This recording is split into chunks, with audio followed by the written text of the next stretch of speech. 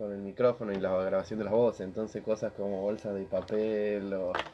Y Ahí el sonido de estamos. los hielos por ejemplo son de plástico en las películas. Quiero que ¿Qué tal, sepan cómo los va? que están en Instagram, porque yo acabo de demostrar que iba a leer un poco de este libro y para demostrarlo a nuestras radioescuchas las dimensiones de este libro dice así. Y acá mi muchacho empezó a hablar de efectos de sonido de películas. Sí, decías. Bueno, los hielos, por ejemplo, son de plástico. Normalmente el sonido del hielo con el vaso interrumpe con las grabaciones y que se agrega después. Si ves gente jugando al billar, las bolas son de goma, Ajá. porque el sonido de las bolas también interrumpe con el micrófono. Bolsas de papel en realidad son de plástico, no hacen ruido. Claro. Hay muchas cosas que ¿Esto se qué es? agregan después. ¿Eh? Cine, cinematografía. Esto. Ah, ¿esto? Y no, lo tienen que tener grabado alguien que hace así con las uñas. ¿Tú piensas que el chabón sabe todas las minucias de la, Bueno, pero por industria ejemplo- de Y efectos bueno, de sonido? si O le sea, interesa. Una que sé en particular que es re común es cuando aletea un pájaro, Ajá. hacen así con un guante frente al micrófono, sacuden un guante. Sí, Claro. Bueno, esto. Ujú. sí, grabalo así, la gente está... Claro. Era un caballo. Sí, tiene el ritmo de galope.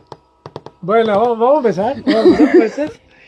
Bueno, como les decía, en esta ocasión voy a leer un breve texto de... Pará. ¿Sabías que el galope puede ser a mano derecha o mano izquierda? El galope puede ser mano derecha o mano izquierda, A ver. ¿Cómo sería eso? por el orden en el que van apoyando las patas. Ajá. Ajá. Las patas de atrás se apoyan juntas, pero la de adelante se apoya una primero y después la otra. Claro. Entonces es como que el caballo elige normalmente cuando arranca el galope si lo va a hacer a mano derecha o a mano izquierda.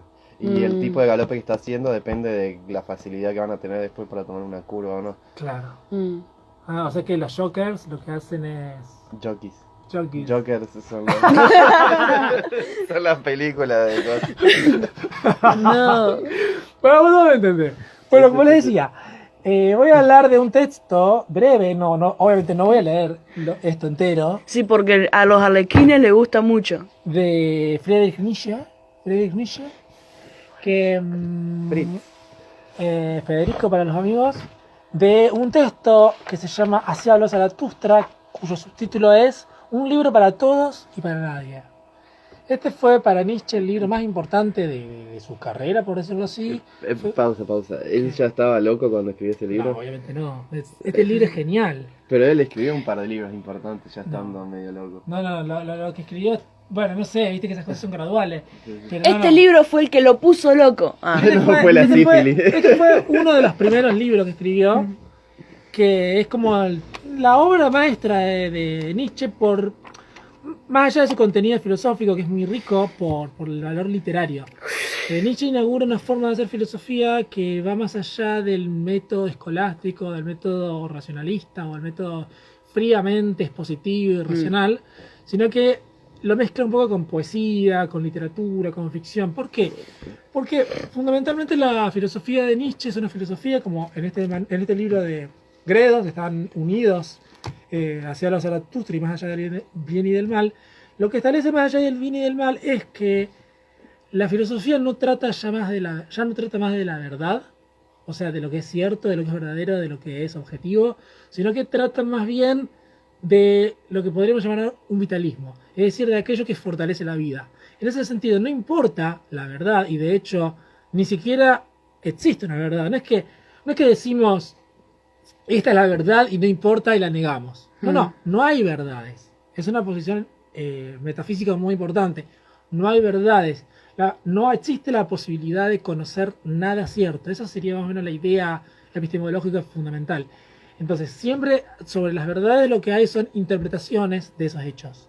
Solamente hay un juego de interpretaciones donde, por decirlo así, en la epistemología o la metafísica kantiana existía lo que se llamaba el noúmeno y el fenómeno. Es decir, el noúmeno era lo que estaba por detrás del fenómeno. El fenómeno es lo que aparece. Lo que dice Nietzsche es que no hay nada detrás del fenómeno. Solamente hay apariencias y todas las apariencias remiten a otras apariencias y así ad infinitum. Es decir, no existe la posibilidad de captar progresivamente, dialécticamente, científicamente la verdad, sino que existe más bien el devenir constante y caótico y catastrófico de la historia que avanza en cierto orden y no hay nada verdadero. Bueno, en ese sentido... No te reís, pero hay una onda ahí de doctrina cristiana que va por ahí más o menos. ¿En qué te referís? Sí, es que Nietzsche tiene mucho cristianismo a pesar de que lo bardee. Y viste que hay ciertos concilios ecuménicos donde se define teología que muchas veces, o sea, el cristianismo tiene 2000 años de historia, Sí, así que muchas veces era contradictorio con lo que se había establecido antes. claro. Entonces una teoría de teología cristiana dice que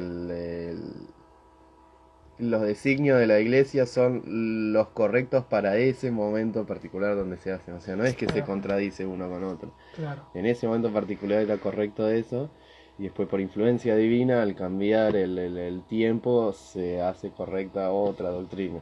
Claro, bueno, me parece también muy interesante, yo me detendría en eso, pero se me da la cuestión de las manos, así que lo hablamos en otro momento o en otro programa. Dale. Así que sin más voy a leer el primero de los discursos de Zaratustra, que sin duda es el más importante. Una breve contextualización, Zaratustra fue, no sé quién fue Zaratustra, Zaratustra fue una... Era un... El Zaratustra histórico era como un sacerdote de... Sirio, ¿no? No, me parece que era Persia. Ah, persa, era persa. De Irán, de la religión de Zoroastrismo. Sí, también se lo conoce como Zoroastro. No entiendo exactamente por qué Nietzsche lo recupera a Zaratustra, pero lo que hay que saber narrativamente de su libro es que Zaratustra era un sabio que había decidido escapar de la sociedad para buscar su soledad y subió muchos años a la montaña, a una caverna, y allí estuvo meditando. Hasta que en un determinado momento hay algo muy lindo, digamos, que observa el sol salir y se da cuenta de que así como el sol, él tiene que bajar a la tierra a dar su mensaje y como el sol iluminar a la humanidad con los saberes que estuvo acumulando de largo tiempo en su caverna. Entonces, el libro se divide en cuatro etapas. La cuarta etapa fue escrita mucho tiempo después. Las primeras tres partes fueron escritas, a ver, lo tengo anotado, en 1833. Y la cuarta y última parte recién fue escrita en 1885. Sí, o sea que demoró mucho. ¿Y se había publicado sin la cuarta parte o se retrasó? No, porque la cuestión del Zaratustra es que no fue un libro así masivo, no fue un bestseller, sino que fue básicamente un libro que Nietzsche compartió para sus amigos. Nietzsche es un gran despreciado en la filosofía que recién mucho tiempo después fue recuperado por la tradición filosófica. Es decir, durante muchos años nadie lo conocía. De hecho, como filólogo, el tipo era de profesión filólogo, no era filósofo. No, pero él era amigo de Wagner, así que no podemos decir que nadie lo conocía. Bueno, se lo conocía en círculos muy estrechos, en círculos de élite, en círculos intelectuales muy profundos. O sea, también era amigo de Lou Salomé, que bueno, la mina de Lou Salomé, y de Paul Klee, no, Paul Klee creo que es el pintor, bueno, no importa. Pero sí, el tipo era una figura muy reconocida dentro de cierta intelectualidad, pero en definitiva no tenía el peso que pudo haber llegado a tener un Hegel o un Schopenhauer o lo que sea, o un Fichte. En realidad el tipo fue despreciado hasta que recién muchos años después del siglo XX, se lo empieza a valorizar. Cuando justamente el liberalismo, la modernidad entra en crisis y estos conceptos filosóficos de relato, de ficción, de estar más allá de la verdad, empiezan a tener un peso fundamental para empezar a pensar el mundo, ¿no? Porque el relato o la construcción teórica de la ilustración del siglo XVIII, del XIX y su despliegue capitalista del siglo XIX entra en crisis, supongo yo, no quiero decir, no lo voy a decir porque puedo equivocarme, pero bueno, ya lo voy a averiguar más. Entonces, bueno, voy a leer este texto que tiene tres páginas y seguramente se me van a consumir 5 o 7 minutos y después hago una explicación y espero que ustedes participen, así que escuchen atentamente este texto que para mí es fantástico y sin duda este texto, que es el primero de los discursos de Zaratustra, es el más conocido y quizás el más valioso de la obra de Hacia Zaratustra. Este libro está lleno de enseñanzas, yo lo recomiendo a cualquiera, pero bueno, es difícil de leerlo y se necesita cierta madurez intelectual que un adolescente, que normalmente los adolescentes son los que se sienten esa fascinación por Nietzsche, no están en condiciones de captarlo, pero bueno, en algún momento esos adolescentes crecen, así que bueno, Depende de qué adolescente. Sí, los que van a escuela estadounidense a veces no.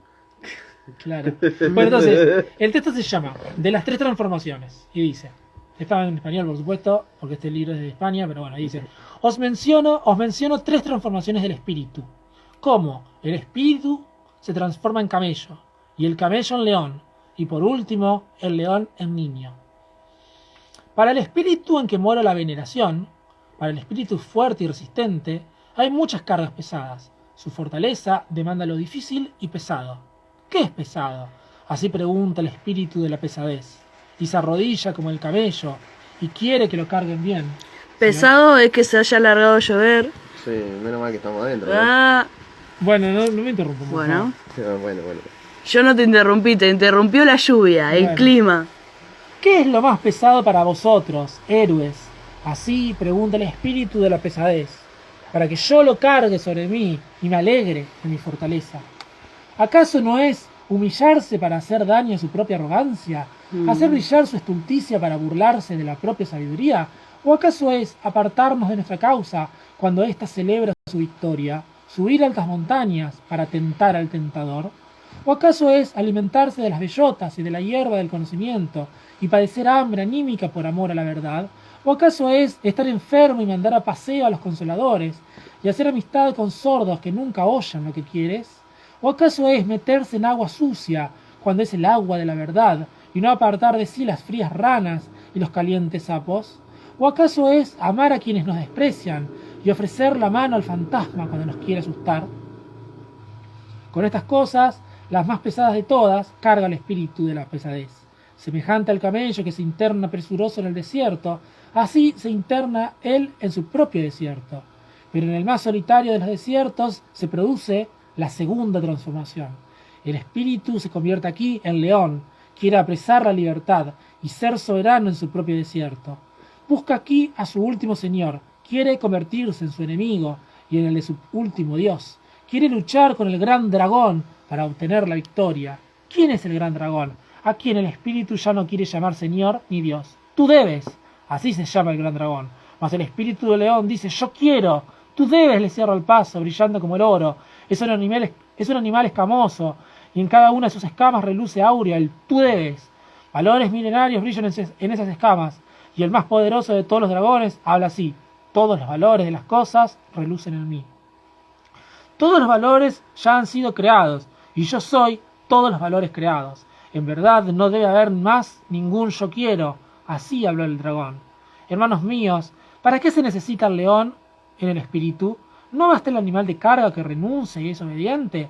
Crear nuevos valores, eso aún no lo logra el león, pero crearse la libertad para nuevos actos creadores, de eso sí es capaz el poder del león. Crearse libertad y también un sagrado no ante el deber. Para eso, hermanos míos, es necesario el león. Tomarse el derecho de nuevos valores, ese es el tomar más terrible para un espíritu obediente para un obediente espíritu de la pesadez. En verdad, para él eso es un robo y algo propio de un depredador. En otro tiempo el espíritu amó el tú debes, como la cosa más sagrada. Ahora tiene que encontrar delirio y capricho incluso en lo más sagrado, con el fin de poder robar la libertad de su amor. Para ese robo se necesita el león. Pero decidme, hermanos míos, ¿qué puede hacer el niño de lo que el león fue incapaz? ¿Por qué el rapaz león aún tiene que convertirse en niño? El niño es inocencia y olvido, un nuevo comienzo, un juego, una rueda que gira por sí misma, un primer movimiento, un sagrado decir sí. Sí, hermanos míos, para el juego de la creación se necesita un sagrado decir sí. El espíritu quiere ahora su voluntad, el apartado del mundo gana su mundo. Os he mencionado 3 transformaciones del espíritu, como el espíritu se convirtió en camello, y el camello en león, y por último el león en niño. Así habló Zaratustra, y entonces se encontraba en la ciudad llamada la Vaca Multicolor. No entendí el último de la vaca. No, eso no importa. Hay una nota al pie si querés, te la leo. Por favor. Bueno, es como que, bueno, por favor, me dice. Y sí, ¿qué cree que diga? Que no, así para que zafé. Están todos en sus casas preguntándose qué dijo con la vaca multicolor. Bueno, nota 43. Sigue sin saberse con seguridad Ah, el origen de este nombre, aunque reina cierta coincidencia en que puede tratarse de una traducción literal del nombre de la ciudad Kalmasadalmira, en la lengua palí. Kamal Sudaman, que significa la vaca multicolor o la ternera multicolor. Así al menos lo afirma entre otros Freni Mistry en su libro Nietzsche and Buddhism, o sea, Nietzsche y el budismo. Neumann añade que en torno al año 1400 un barco llevaba el mismo nombre de Hamburgo. Por lo demás, la ciudad se ha solido identificar con Génova, pues en Rapallo, cerca de Génova, se originaron los primeros discursos de Zaratustra. Asimismo, la caverna de Zaratustra se ha creído localizar en el paraje de Montefino. O sea, no tenemos ni idea de qué la vaca multicolor. Pero bueno, la vaca multicolor es un tópico que regresa bastante en Zaratustra. Normalmente todo primera parte se llama la vaca multicolor. Y todos los pies de página de esto te dice que no tienen ni idea. no, solo la mitad. Solo la mitad, ¿no? Algunos te dicen esto repita tal versículo, San Mateo, San Lucas. Así la Zaratustra tiene una estructura muy parecida al Nuevo Testamento. Hay un filósofo que habla de cómo así la Zaratustra es una mezcla de la República de Platón y los evangelios del Nuevo Testamento. Tienen una estructura similar porque, bueno, hay mucho para hablar de Zaratustra, pero no me voy a detener en eso porque se va a hacer muy largo. Les hablo de esto que acabo de leer, de las tres transformaciones del espíritu. Recuerdan, hablamos del camello, del león y del niño. Si les pregunto, si quieren compartirlo, si no, no hay drama, ¿qué entendieron? Yo entendí dragón en vez de... ¿Pero en qué momento dijo? Sí, digo, el dragón es el Tudés, el mandato. el adversario del león. Mm. El dragón es el Tudés, donde relucen todos los valores de la época. Y mirá, si yo no lo interpreté mal, creo que tiene que ver con distintas formas de considerar la filosofía de la vida a lo largo de la sociedad humana, digamos, de la historia humana. Claro. Sí, sería una forma de verlo. Yo personalmente la cuestión de que es algo individual. Es algo de que cada uno de nosotros, o sea, no es que sí, quizás históricamente en algún momento de la historia haya predominado ¿cómo es? El camello, el león y el niño. Probablemente Nietzsche se consideraría el león, pero no el niño.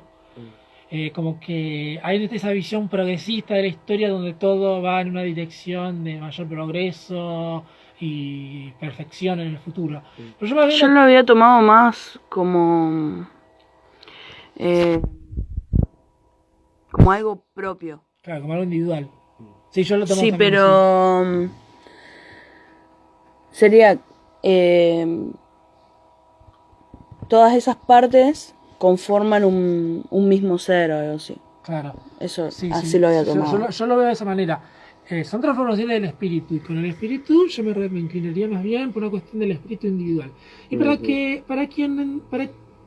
emplear una analogía, a mí me gusta pensar en la idea del artista.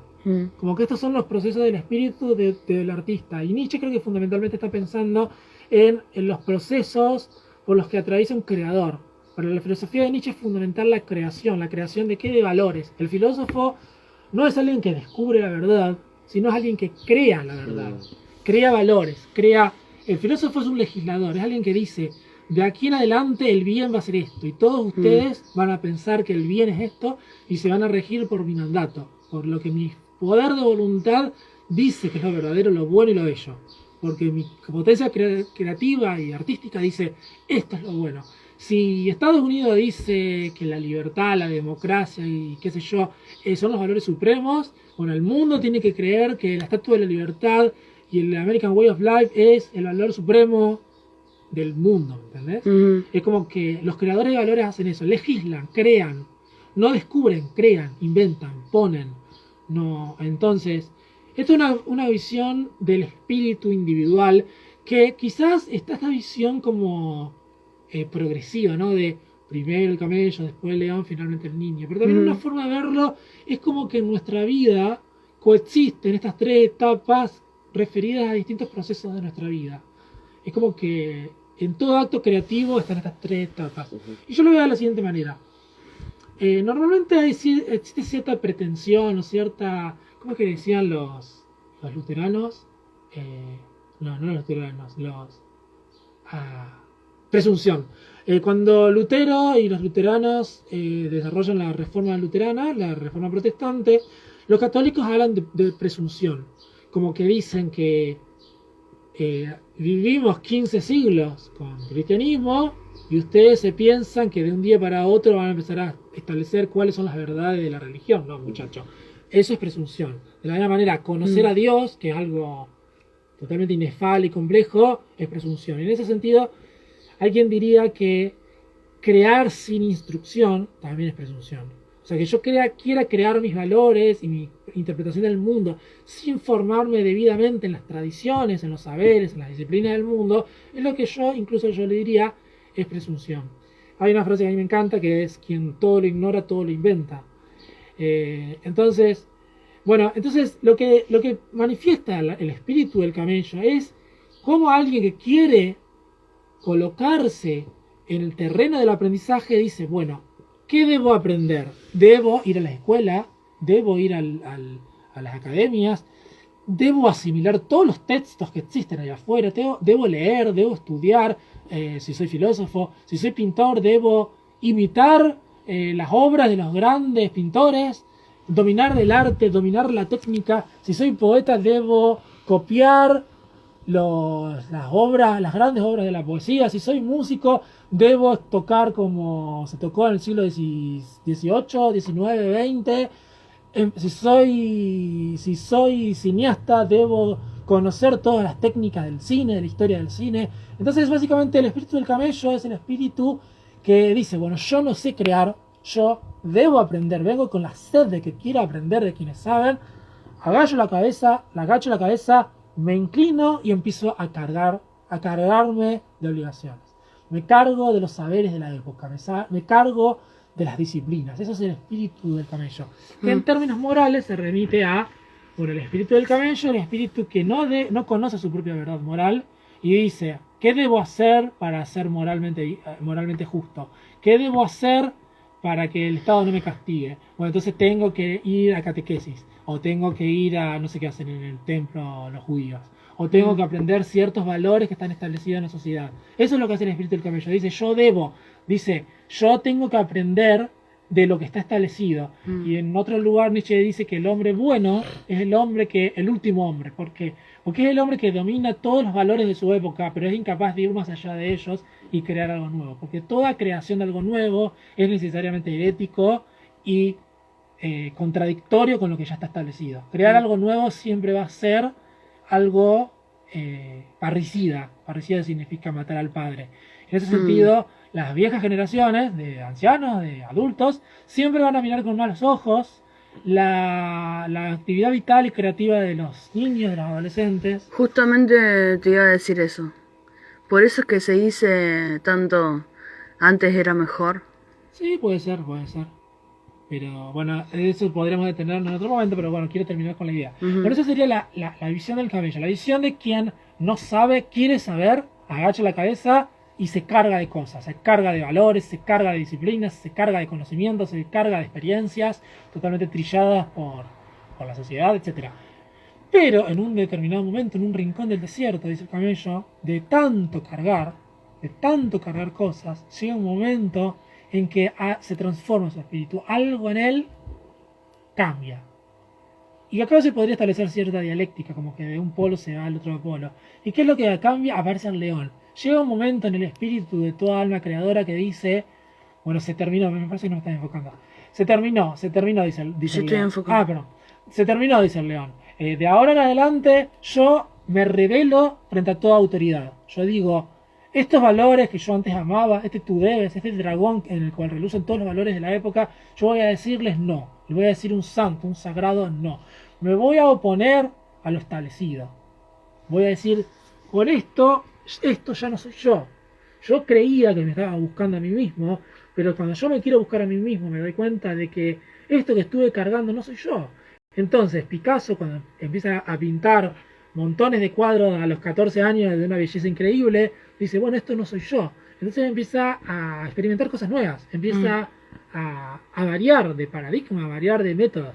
El escritor de poesía llega a un punto donde de tanto repetir formas de poesías anteriores, dice, no, yo quiero crear algo nuevo, yo quiero crear algo mío, yo quiero crear algo que me salga de mí, algo novedoso, quiero revolucionar la historia de la cultura, la historia del cine, la historia de la poesía, la historia de la pintura, la quiero revolucionar.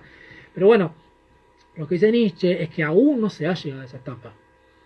Esa es la etapa del león, que solamente tiene una capacidad, si el cabello tiene una actividad en esta dialéctica positiva, que el león tiene una actividad negativa, es un no, niega, dice que no, dice esto no, esto tampoco, esto no. El tipo tiene poder de veto, digamos. Dice que esto no, que esto que no.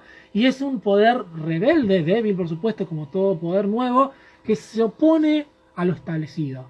Se opone profundamente, pero aún en ese oponerse, aún no ha creado nada nuevo. Simplemente está atravesado por la conciencia de que eso que está creando, eso que está consumiendo, por decirlo así, no le pertenece y no tiene nada que ver con él mismo. Entonces el león es un santo de decir no, tú debes, es una cuestión moral, vos no debes crear nada nuevo, todo lo que existe ya se ha creado, vos lo único que tenés que hacer es repetir lo que ya hicieron la gente del pasado. El león dice no, yo quiero hacer algo nuevo, yo me aparto del tú debes. Y finalmente llega esta visión del niño, muy romántica, donde el niño, o sea, veámoslo así, el león moralmente es un perverso. O sea, el león es el león es el mal en la sociedad. Es lo que la sociedad establecida critica como degenerado, critica como malvado, critica como impío, critica como cruel. Eso es el león. El león es el mal. Entonces, en ese aspecto negativo consume todo. Pero en el aspecto, cuando se convierte en niño, el león el espíritu deja de ser el mal y se convierte en inocencia. Es decir, cuando se convierte en niño, ya no se opone al pasado, ya no es la negación de esa positividad que eran los valores establecidos, es algo completamente nuevo. Es lo que Hegel llamaría Aufhebung, es lo que se llamaría superación dialéctica. Ya los opuestos ya no forman parte de la legalidad del mundo, sino que son un estadio nuevo. Y ese es el niño. El niño es creación, el niño es inocencia, el niño es olvido. Y en ese momento el espíritu es feliz, está lleno de gozos y es gozo creador. Y en ese sentido, en toda gran artista revolucionaria existen estos periodos. El periodo de formación, el periodo de negación de lo establecido y el periodo de libertad y exposición y creación inmensa e infinita. Es como que, bueno, básicamente son las experiencias, las tres etapas del espíritu. Entonces, como filosofía de vida, ¿qué podemos aprender de esto? Bueno, vos te lo dijiste muy bien, Nina, cuando te referías, vos también estabas con esta cuestión del cronos, ¿no? Del tiempo, de histórica. Quizás, no, yo en mi opinión no tendríamos que pensarlo en términos kantianos, en términos de etapas de la civilización, pero sí en términos humanos. Nosotros los tres que estamos acá tenemos cierta edad donde ya nos consideramos, sí, tenemos cierta madurez en la vida. Somos viejos, admitir. Somos viejos, somos maduros, tenemos cierta madurez. Esto es discutible. No sabés, etcétera. Entonces, llega un momento donde las experiencias del pasado, de la adolescencia, donde en la escuela nos estaban llenando de geografía, de historia, de matemáticas, de ciencias sociales. Eso era el camello. El camello era el que te estaba permanentemente cargando, metiendo cosas. Pero era innecesario el camello, porque el niño creador no existiría si no hubiera asimilado dialécticamente, si vamos a permitirnos esta jerga, todo lo que el camello fue acumulando. Entonces, esa etapa de disciplina, de privación, de negación, de aniquilamiento de la vida, sirvió para que el niño se convirtiera, por ejemplo, en un genio. Entonces, esto sirve para regir un poco nuestras instituciones educativas, para pensar, bueno, pibe, a vos no te gusta esto, pero vos créeme que esto va para una parte. Porque va a llegar un momento donde vos vas con todo este valor acumulado de la civilización que está colocado en tu persona, vas a poder... Va a tener herramientas para hacer lo tuyo. Va a poder herramientas para hacer lo tuyo. Entonces, en ese sentido, hay una cuestión media legisladora de sociológica, si se quiere. Pero bueno, básicamente esas son las tres transformaciones del espíritu. Un texto muy cortito, se habrán dado cuenta, muy poético. Espero que mi lectura haya sido lo suficientemente, motivadora, expresiva como para captar esta delicia que es el texto de Nietzsche. Y no sé si en base a lo que les acabo de explicar quieren agregar algo, si no ya Sí, yo quería preguntar algo. Sí. Diga. Esto es algo que me pregunto desde siempre. Ajá. Suponte, Sí. si antes había pocas, bueno, no había pocas cosas que estudiar, sino que se conocía bastante poco. Sí. Y después Mira, en un se fue momento- conociendo un montón de cosas más. Sí. Y llegamos hasta nosotros que nos están queriendo hacer estudiar Cuadricular. un montón de... sería en la secundaria, tanto como en terciaria, y todo el tema nos están llenando de información y todo eso. Sí. ¿Cómo será la vida de los que vengan después? Porque los Vamos a ver si hay vida- descubrimientos... Vamos a ver si hay vida después. Los descubrimientos Bueno, después que se van arreglen. surgiendo con... Tenemos muchos problemas ahora, después que se arreglen. Claro, hay muchos leones que van haciendo que se descubran un montón de cosas. Bueno, Entonces, hay un libro que a mí me encanta mucho que es Los Siete Locos de Roberto Alt, ajá. que no sé si lo leyeron. No. Bueno, Los Siete Locos, bueno, que es una parodia, ¿no? Es una locura ese libro. Pero bueno, resulta que en un determinado momento de la novela se crea una sociedad donde el objetivo de ellos, de esa secta, es eliminar la sociedad tal cual se la conoce. Ah, Entonces, dice que el mundo vive en decadencia, que ya no podemos creer en nada puro, que ya hemos dominado tanto, la ciencia ha transformado tanto el espíritu de los hombres, que es necesario un cambio radical. Entonces, lo que se debe hacer, según ese grupo, se debe eliminar la sociedad, llevarla a un estado primitivo, donde existan algunos sacrificados que aún conserven el saber y que creen maravillas para los ignorantes. Entonces, que los ignorantes vivan sin conocimiento, sin ciencia, sin filosofía, sin literatura, sin nada, y que vivan en la ignorancia y que les vayan tirando así como milagros. Entonces, de esa manera van a crear la felicidad en el mundo. Es decir, el árbol del conocimiento, si lo vamos a poner en términos bíblicos, el fruto del conocimiento, no sería algo bueno para la sociedad, para su felicidad, sino que sería importante la ignorancia y los milagros que unos pocos desde las sombras ofrecen a la sociedad. Por supuesto, esto lo dice para cagarse de risa, por supuesto, no es que está proponiendo eso para la sociedad, pero es un poco eso, ¿no? Como que el progreso de la ciencia o del conocimiento nos hace infelices. No sé si hay algo de eso en tu reflexión sobre esto de qué No. vendrá en las propias generaciones. No, mi reflexión viene porque uno de mis compañeros dijo, ¿quién habrá sido Pitágoras? ¿Por Bueno, qué? pero No sé qué onda. Y la profe agarró y le empezó a explicar quién era Pitágoras, por qué había hecho esto. Le dijo, sin esto vos no podrías calcular tal cosa, ¿me entendés? Claro. Sí, pero las pirámides las hicieron bastante bien y fueron hechas siglos antes de Pitágoras. Claro. Bueno, pero también, a ver, había muchas cosas que O sea, sí, fue se sabían. re útil los desarrollos matemáticas de Pitágoras en trigonometría, pero ya habían hecho un montón de cosas, digamos, no es como que la sociedad no avanzó hasta que Pitágoras hizo Claro. su teorema. Sí. No, está bien.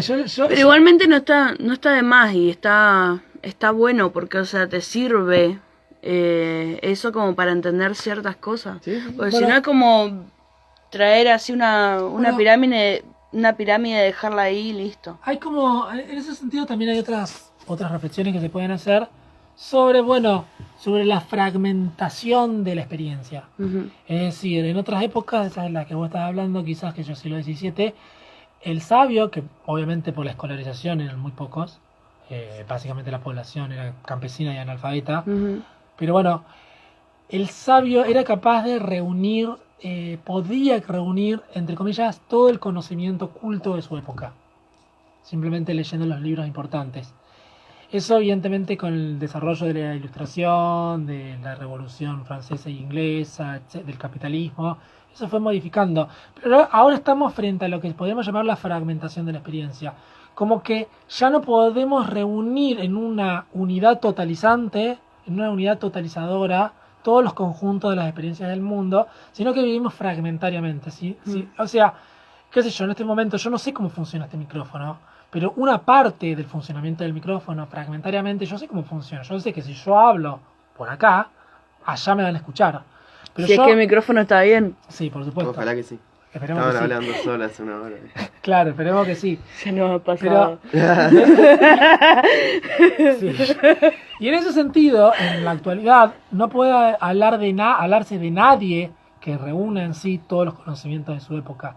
Es tan amplio el conocimiento del mundo que incluso un historiador dentro del campo de la historia no puede conocer toda la historia de Argentina, Perú, México, Colombia, África. Imagínate lo que estoy diciendo, ni siquiera países de África, porque no tengo ni idea. África. Bueno, seguro podés decir 10 países. Bueno, Argelia, Etiopía, Egipto, bueno, Mongola. Ah, no tenía ni idea. ¿Mongola? Mongola no, Angola. Angola. Mongola. Bueno, en fin, todo eso. Pero China, no sé, Tailandia. O sea, nadie puede reunir en sí todos los conocimientos, ni siquiera de una sola disciplina. Imagínate si a esa disciplina le agregamos la matemática, con todos los conocimientos, todos los problemas de la matemática, más todos los conocimientos prácticos que tiene que tener alguien para arreglar un motor y la carpintería. O sea, nadie puede reunir todos los saberes de su época. Evidentemente antes tampoco. Descartes no sabía cómo... Bueno, él había creado una estufa, pero tampoco conocía todo lo de su época. Pero bueno, hay filósofos árabes que plantean muy graciosamente, que celebran así, como que lo conocen todo. Y es muy gracioso leerlo por la ingenuidad, ¿no? Sí. Lo conozco todo. Y que era conocer todas las obras de Aristóteles. O sea, si vos leías todas las obras de Aristóteles, lo conocías todo. Ah, mira. Y ahora creo que nadie puede decir que lo conoce todo. Y si alguien dice que lo conoce todo, es más ignorante de lo que esa persona cree. O sea, vos no podés decir, sin que te tiemble el pulso, que conoces todo. Ah, no sé, A mí soy se un me buen tiembla bastante el mentiroso. pulso cuando intento decir eso. Porque después te vienen todas las preguntas. Claro. Y vos, ¿qué haces con todas las preguntas? Porque una cosa es intentar que la Vos otra persona mirás crea. muy segura a los ojos y responde, porque es muy probable que él tampoco sepa la Claro, respuesta, también. ¿entendés? También, sí. Sí. Entonces, Pero en ese sentido, en eso que están 5 hablando- por 6, 187. Eso que están hablando hay mucho de Nietzscheano, ¿no? Como que en el juego ese individual, espiritual que sucede entre dos personas, que no es el conocimiento, lo estable, lo fijo, sino lo que sucede en estos tres que estamos acá. Acá lo que importa básicamente es mi capacidad de persuasión y mi capacidad de imponer una verdad. Por supuesto, si ustedes se van de acá y después buscan en Wikipedia a ver qué dice quién es Nietzsche y qué son las tres transformaciones, y dicen, no, me parece que Bonche estaba diciendo cualquiera, bueno, sí, eso puede ser. Pero acá lo que importa es que en otros aspectos, si yo te convenzo de que yo tengo la razón y de esa manera cambio tu comportamiento y hago mi voluntad, ya está. No interesa qué es lo que realmente es la verdad. Importa acá lo que está sucediendo entre nosotros dos. Entonces, en ese sentido, la filosofía de Nietzsche es una filosofía que está más allá del bien y del mal. No interesa la verdad, no interesa la mentira, no interesa lo moralmente justo, interesa el poder, interesa lo que yo soy capaz de imponer con mi voluntad. Entonces, en ese sentido, mal que le pesa a Nietzsche y a los nietzscheanos y a los posmodernos, esto viene como anillo al dedo para ideologías como el nazismo, donde no interesa realmente si el judío es más inteligente que el noble que el alemán, interesa. Le saltó el noble. Y porque estaba pensando entre campesino y noble. Sí. Al mismo tiempo entre judío y alemán. Bueno, no interesa que el judío sea más inteligente, interesa que el alemán es más fuerte e impone su voluntad en el mundo y le dice al mundo en qué consiste el bien, la belleza y la verdad. Entonces, si el judío es más inteligente, no importa, hay que matarlo. Igualmente no le salió mucho porque ahora todo el mundo piensa que... Igual mataron a unos que- cuantos. Sí. ¿Eh? Mataron a unos cuantos judíos. Sí. Y bueno, todo el mundo piensa que etcétera. Bueno, pero a pesar de todo, Alemania es un país del primer mundo, potencia económica global. Así que hay que ver. Pero como buenos no quedaron. Nosotros no matamos a millones de judíos y sin embargo, mira el problema que tenemos de inflación. Claro, yo te digo. Lo que te digo es que a pesar de todo, tan mal no les fue tampoco. Porque son potencia mundial. Sí, en una Sí, capacidad de proyectar bueno. poder y voluntad nacional, sí. Igual tuvieron que hacer todo de cero, ¿me entendés? Porque en un periodo inmediato después de la Segunda Guerra Mundial Sí, ya no sé. podían imponer ni su propio país. No, sí, ya sé. Yo lo que digo que no es casual que estamos hablando en este programa en Latinoamérica de Nietzsche y no estamos hablando de Lao Tse, estamos hablando de Nietzsche, que es un alemán, Claro, por sí. ejemplo. Mm. Entonces Y están no, mal. no es casualidad porque vos lo trajiste. Claro. Sí, No es Ahí que está. No es que cayó Nietzsche. Genio. Trae algo Genio, de Lao genio. Tse, yo sé que tenés ¿cómo se llama el Está de ching. Tate Ching? ¿Cómo era el libro de las transformaciones? No, ese era el I Ching. Ah, sí. Bueno, sí, ya fue, yo creo que este segmento ya está terminado. Sí. Así que vamos a hacer una pausa. musical. Si quieren poner la cabalgata de las Valquirias de Wagner, vamos a fijarnos a ver si podemos poner música. Igual yo creo que lo más Bueno. triste de Nietzsche es que el chabón estaba en nada que ver con el nacionalismo y terminó siendo cooptado, culpa de su hermana por los Sí, nazis. sí. Ah, eso estaba. La hermana de Nietzsche era re nazi. Sí. Y medio que cooptó muchos de los textos de Nietzsche para el Partido Nacionalista, a pesar de que Nietzsche era totalmente antinacionalista. mm, Como la traición, hermano. La decepción, Claro. la traición, hermano. claro. Posta. Yo se voy a decir sin más, Nietzsche era nazi, porque eso es histórica y. Bueno, no sé qué. Y bueno. Y no era es nazi porque incorrecto. no existía el nazismo Es cuando inc- él murió. Es incorrecto, claro, históricamente es incorrecto Pero hablar de. él estaba muy en contra del nacionalismo. En su momento, sí que obviamente el ultranacionalismo tampoco. Y también le estaba en iba a caer. contra, también estaba en contra del industrialismo. Entonces, el aparato militar y económico nazi era profundamente racional y industrialista, capitalista incluso. Mirá si Entonces, existirían los fantasmas. Yo dije, esto no es lo que yo dije. Yo me borro. Ahí se ven, hermano. Escuchá, mirá si Arréglense existirían con los, papá Stalin, a mí no me metan. mirá si existirían los fantasmas. Y viene Nietzsche y ve lo que hicieron Claro. con sus cosas. Me imagino el meme ese de The Office. No, God, no.